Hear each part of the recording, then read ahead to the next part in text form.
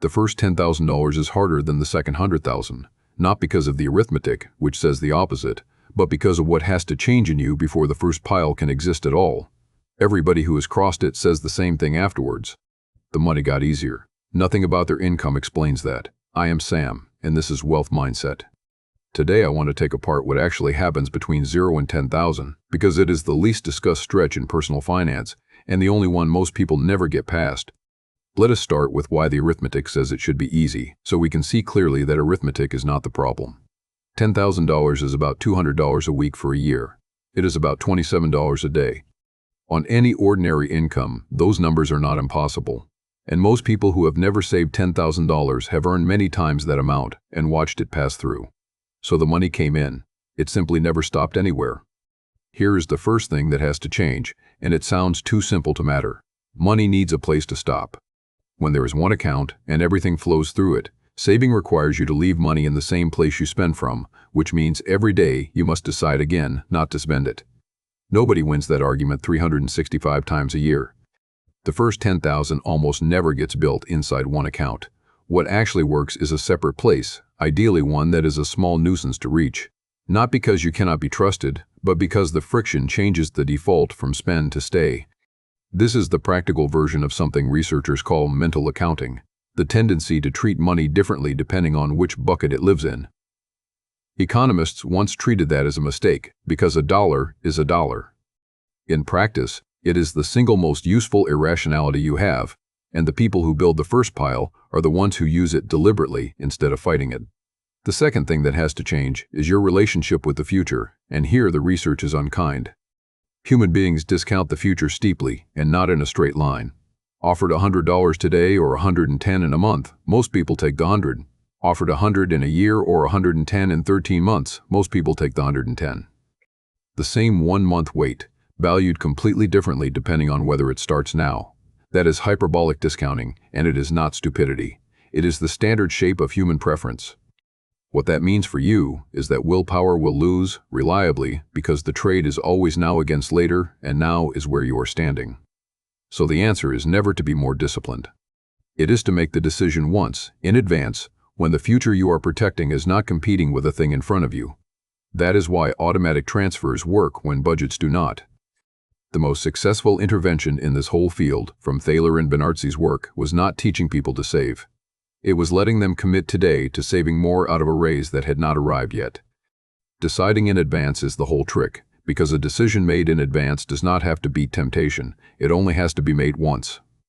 The third thing that has to change is the one nobody mentions, and it is the one that makes the money get easier afterwards. You have to stop being somebody who does not have savings. That sounds like a slogan, so let me be precise about the mechanism. As long as you have nothing set aside, every unexpected cost is a crisis, and every crisis is handled with credit, and credit has a monthly cost that reduces what you can save next month. That is a loop that tightens on itself. The tire, the boiler, the dentist. None of them are unusual. Together they guarantee that the balance keeps returning to zero. The first few $1,000s does not make you rich. It does something more specific. It converts emergencies back into expenses. A $400 problem stops being an event and becomes a Tuesday, and the loop stops tightening. That is the actual reason the second 10,000 is easier than the first. It is not compounding, which does almost nothing at these amounts. It is that you are no longer paying the price of having nothing. Now let me give you the sequence I would use, and it is deliberately unambitious. Start with $1,000, not 10.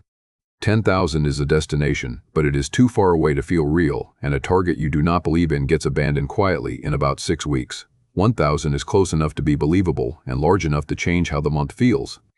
Second, open the separate place before you have anything to put in it. This takes 20 minutes, and it is the step people skip. The account has to exist before the money does.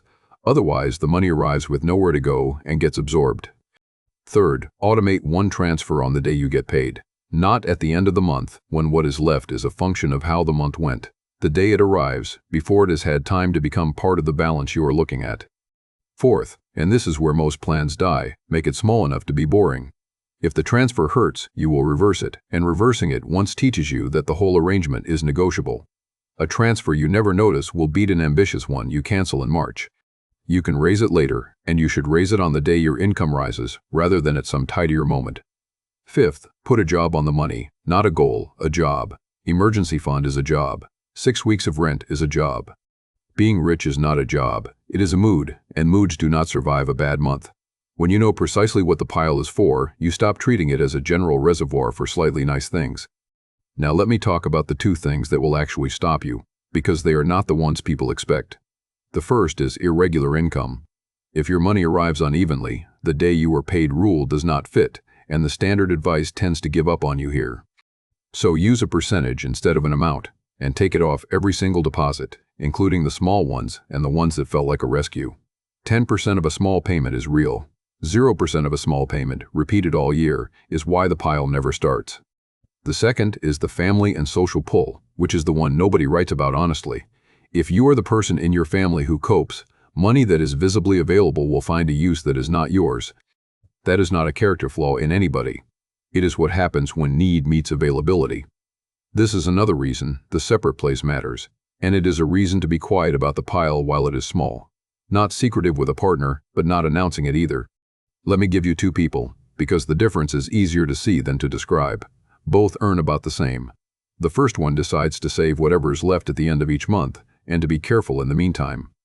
Some months there is 200 left, some months nothing, and twice a year something breaks and the balance goes back to where it started. After 3 years, this person has about $800 and a strong belief that they are bad with money. The second one sets up a separate account, moves $75 every payday automatically, and does not otherwise change how they live. That is $300 a month, $3,600 a year, and after 3 years, without a single act of discipline anybody would notice, there is about $11,000 sitting there. They earned the same money, and they had the same amount of self-control. The entire difference is that one of them made a decision once, and the other one made it every day.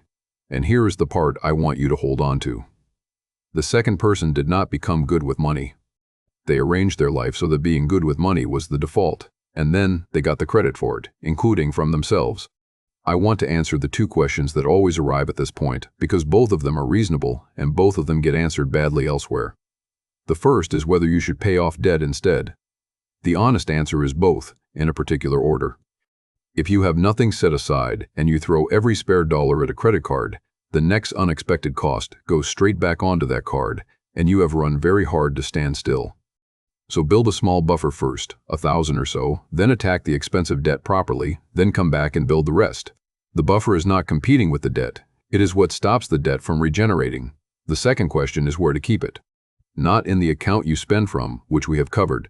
Not in anything that can fall in value, because this money has a job, and the job is to be there on a bad Tuesday.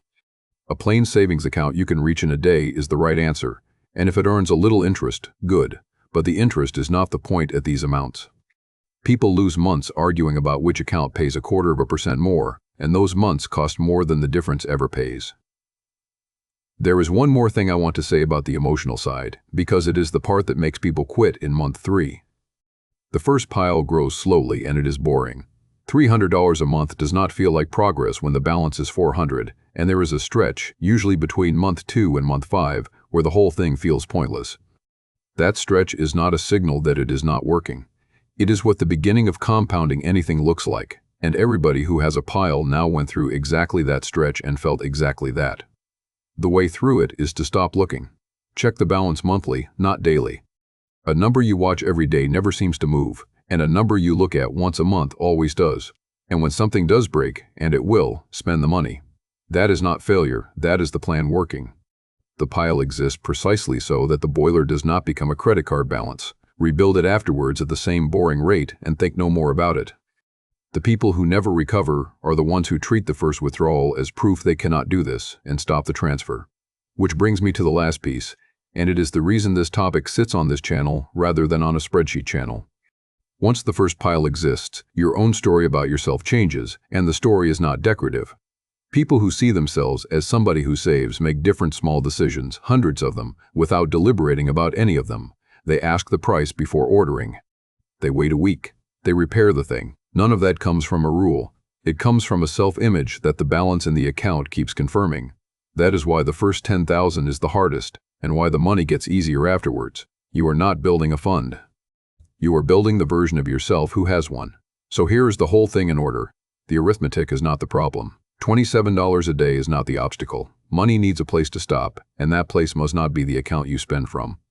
Willpower loses to the present, so decide once in advance and automate it, rather than deciding again every week. Start at 1,000, not 10,000, and make the transfer small enough that you never reverse it. Give the money a job, take a percentage if your income is irregular, and keep it quiet while it is small. And expect the second 10,000 to be easier, not because of interest, but because you will have stopped paying the price of having nothing. If you have crossed the first 10,000, tell me in the comments what actually changed. My guess is that most of you will describe a feeling rather than a number, and that is exactly the point. I am Sam. Thanks for spending this time with me, and I will see you in the next one.